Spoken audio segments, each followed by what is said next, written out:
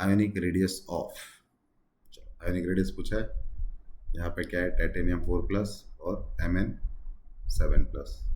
Titanium का atomic number होता है 22, Mn का होता है 25। कॉन्फ़िगरेशन क्या लिखेंगे यहाँ पे, 4s2 3d2।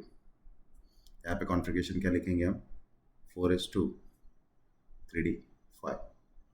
तो 4 इलेक्ट्रॉन निकल रहे, तो यहाँ से 2 इलेक्ट्रॉन निकलेंगे, यहाँ से 2 इलेक्ट्रॉन निकलेंगे। तो ये किसका कॉन्फ़िगरेशन अचीव करेगा, नोबेल गैस का।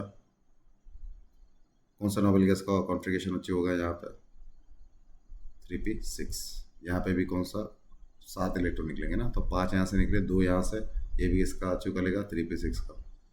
ठीक है, अब यहाँ पे प्रोटॉन किसके पास जाता है, प्रोटॉन यहाँ पे किसके पास जाता है, टाइटेनियम के पास।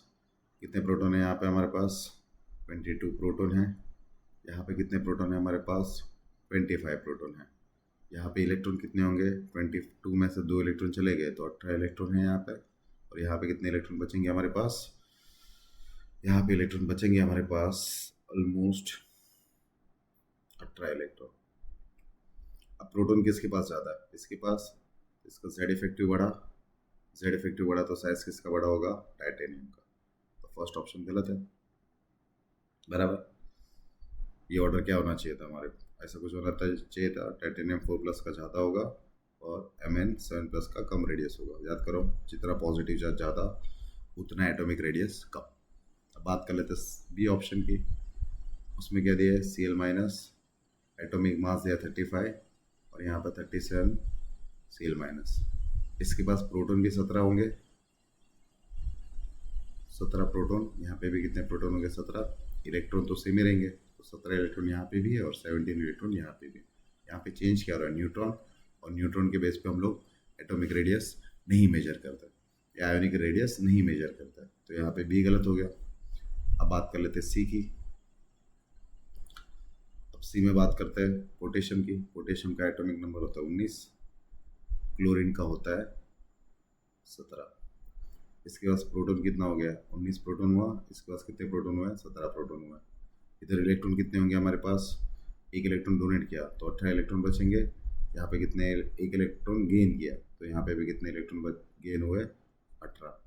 तो ये सबसे साइज किसका ज़्यादा होना चाहिए, क्लोरीन का। क्यों क्लोरीन का साइज ज़्यादा होना चाहिए, क्योंकि यहाँ पे 18 इलेक्ट्रॉन है। 18 इलेक्ट्रॉन है मतलब क्या होगा, स्क्रीनिंग इफेक्ट यहाँ पे ज़्यादा होगा। स्क्रीनिंग इफेक्ट ज़्यादा होगा तो एक इलेक्ट्रॉन दूसरे से दूर जाएगा, दूर जाएगा तो शेल का साइज बढ़ेगा।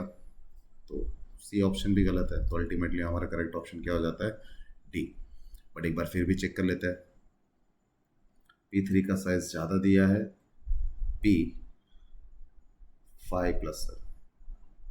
अब +3 मतलब क्या, 3 इलेक्ट्रॉन डोनेट किए हुए हैं, तो 3 इलेक्ट्रॉन जब डोनेट करेगा तो P3 हो जाएगा। ये P5 है, तो 5 डोनेट कर दिए तो क्या बचेगा, P1। अब P1 और P3 की बात करूँ तो P3 जो होता है वो हाफ फील्ड होता है, बराबर। अब P3 हाफ फील्ड हुआ तो ज़्यादा स्टेबल है, ज़्यादा स्टेबल है तो साइज़ बड़ा होगा। P1 में क्या होगा, साइज़ कम होगा। तो यहाँ पे करेक्ट ऑप्शन क्या होगा हमारा, डी।